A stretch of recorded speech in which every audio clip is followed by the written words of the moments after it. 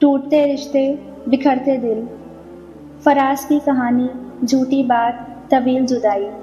کیا آپ نے کبھی سوچا کہ رشتوں کے ہوتے ہوئے بھی دل کیوں اداس رہتا ہے؟ کیوں ہمارے گھروں میں خوشیاں کم اور ناراضگیاں زیادہ ہو گئی ہیں؟ آئیے پہلے ایک سچی کہانی سنتے ہیں، فراز کی کہانی۔ فراز اپنے ماں باپ کا لاڈلا بیٹا تھا، ایک ایسا بیٹا جس کے لیے ماں نے اپنے خواب بیچے، باپ نے اپنی خواہشیں قربان کی، صرف اس کی تعلیم، اس کے مستقبل اور اس کی کامیابی کے لیے۔ غربت کی دہلیز پر پروان چڑھ کر فراز سرکاری ملازم بنا، 1.25 روپے ماہانہ تنخواہ۔ ماں باپ خوشی سے نہال تھے، جیسے برسوں کی دعائیں قبول ہو گئی ہوں۔ پھر فراز کی شادی ہوئی، ایک سمجھدار تعلیم یافتہ دلہن گھر آئی، زندگی مکمل لگنے لگی۔ مگر شاید خوشیوں کو کسی کی نظر لگ گئی۔ ایک دن، صرف ایک دن، ساس نے کسی بات پر بہو سے سخت لہجے میں کچھ کہہ دیا۔ بات چھوٹی تھی مگر جواب تلخ تھا۔ تلخی لہجے سے دل میں اتری اور دل کی دیواروں میں پہلی درار پڑی۔ انا درمیان آ گئی اور محبت کنارے لگ گئی۔ بیوی ناراض ہو گئی، ماں کا لہجہ مزید کڑوا ہو گیا۔ فراز کبھی بیوی کی بات سنتا، کبھی ماں کی فریاد، لیکن پل کے دونوں سرے کھینچے جا رہے تھے اور پل ٹوٹنے کے قریب تھا۔ بیوی نے ایک دن کہہ دیا، یا میرے ساتھ رہو یا اپنی ماں کے ساتھ۔ فراز چپ رہا، وہ کسی کو کھونا نہیں چاہتا تھا۔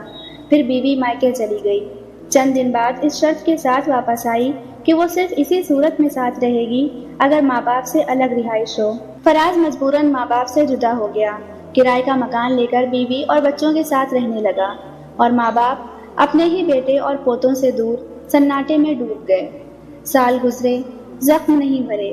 آج فراز کے بچے 10 سال کے ہیں، لیکن دادا دادی کو جانتے نہیں، پہچانتے نہیں۔ ماں کہتی ہے بیٹا بیوی کا ہو گیا، بیوی کہتی ہے یہ اب تک ماں کے گن گاتا ہے، اس کی طرف جھکتا ہے۔ فراز صرف سنتا ہے اور ٹوٹتا ہے۔ اب حالات یہ ہیں کہ رشتے ناتوں کے باوجود رشتے ناتے بند ہیں، سلام دعا بند، قطع تعلقی اور نفرت۔